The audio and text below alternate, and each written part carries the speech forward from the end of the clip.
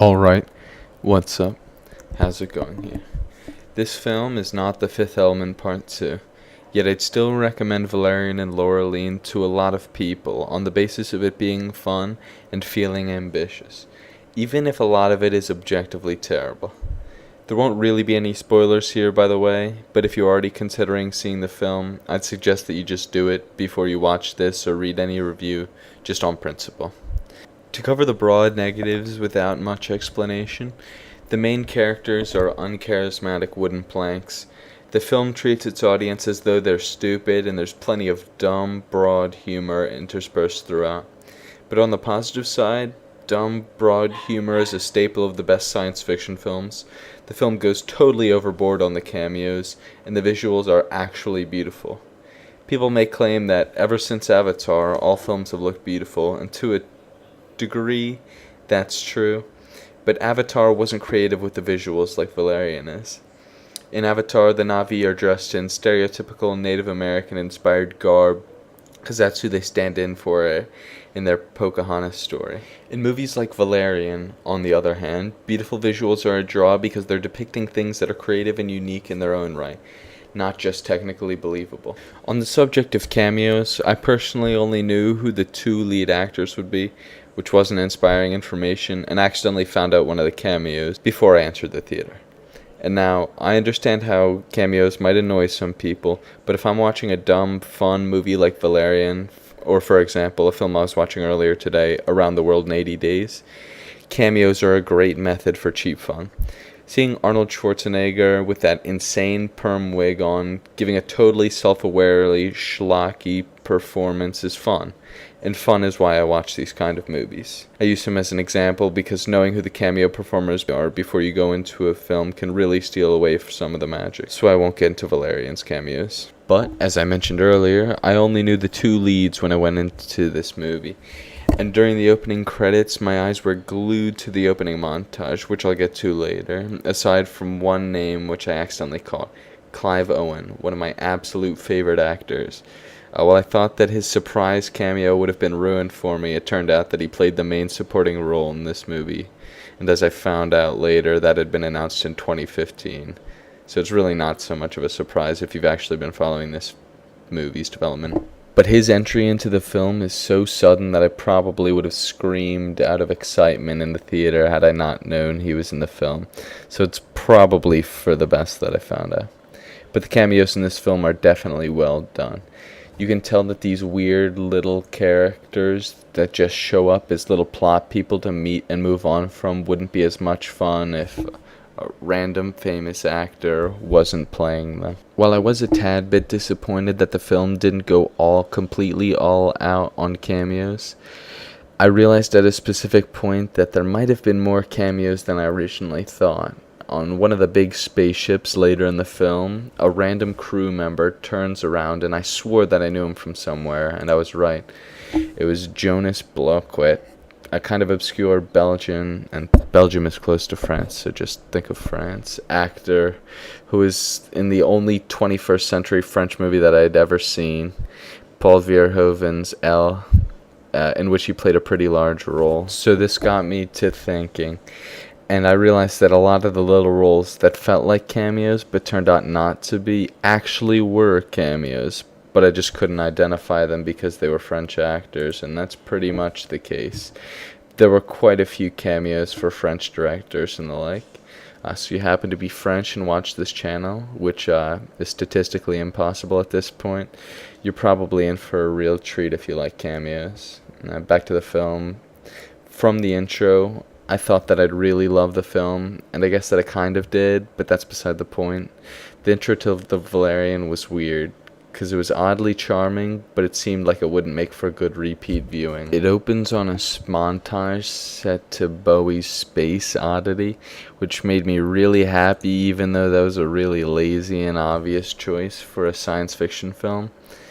The opening montage is nice, but it really is too much set up for something that didn't need to be set up like that. The opening for The Fifth Element, on the other hand, and of course I'm going to bring that up, is fantastic. It's non-stop dumb, broad humor, a cheesy practical set, The entire premise to the film is explained in complete gibberish, with Luc Besson full well knowing that you're going to forget whatever you did pick up.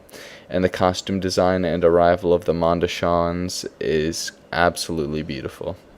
Which isn't to mention that the intro also features a cameo. Pretty much perfect for a big, dumb, self-aware science fiction film. I've heard some high praise for the intro to Valerian, so time may prove me wrong, but I don't feel that the intro will lend well to repeat viewings.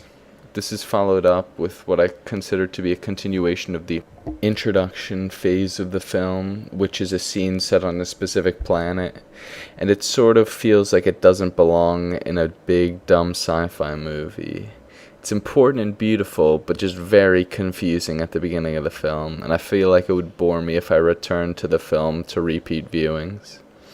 And this is a bit of a joke, but I really could have used a cameo to start off the film. I love cameos, if you can't tell.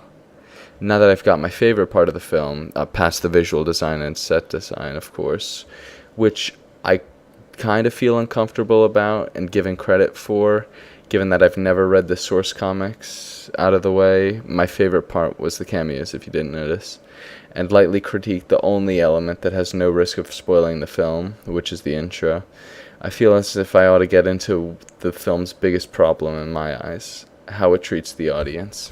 In short, the film treats the audience as though it were full of stupid people. Many plot elements and objectives feel as though they're explicitly stated no less than 5 times, and even when some details are obviously established visually or can be assumed, a character will state it expositorily nevertheless. On the opposite end of this, I blanked out for a few seconds on quite a few instances and had no idea what the objectives of the characters were. I'll be perfectly clear, this may very well have been my fault as a poor audience member, but I'm going to lean towards it being the movie's fault for doing a poor job of conveying information. Also, I hate the criticism that a movie is predictable, which I'll hopefully expand on someday in a later video, but this movie is something else.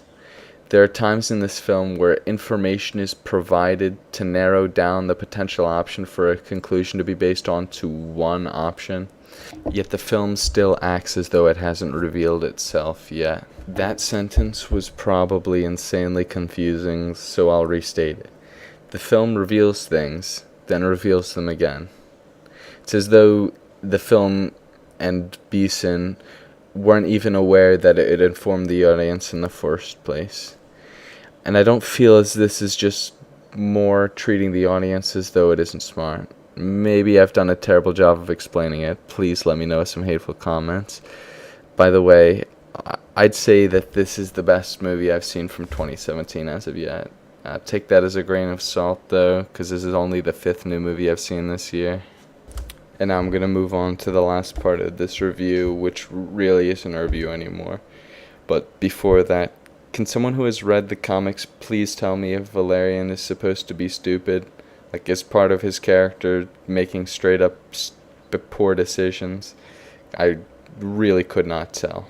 Okay, I'm going to finish this off with some history on this video. This was originally going to be a review that compared Luc Besson's Valerian in the City of a Thousand Planets with his previous visual effect-driven sci-fi epic, The Fifth Element.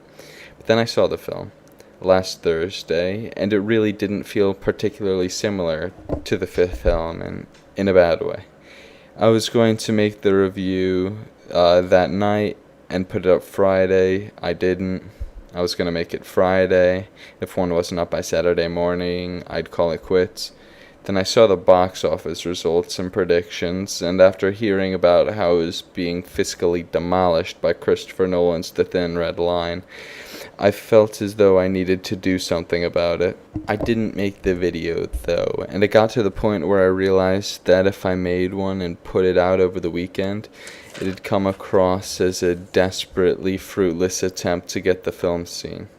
So I decided that my adopted film and I would lose with dignity on Monday, when the box office estimates were more accurate and there was no illusion of my ability to affect its box office standing.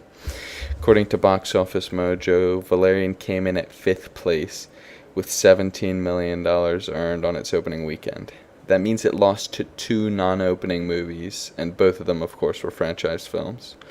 The reason that I care about this is because, according to Besson, through a Wall Street Journal article, the film needs to make $350 million to break even. It might seem crazy to care about that, but this is the biggest indie movie of all time. Now, I stopped freaking out considerably when I heard that the movie had made back 90% of its budget in pre-sales, and even if that probably refers to the 200 million production budget, not the 350 million. But the film actually hasn't opened in France yet, and it'll probably make back most of its money there anyway, so there's really not that much to worry about. But I don't know. I really loved this movie in spite of kind of hating it, and I just want people to watch it. Thanks.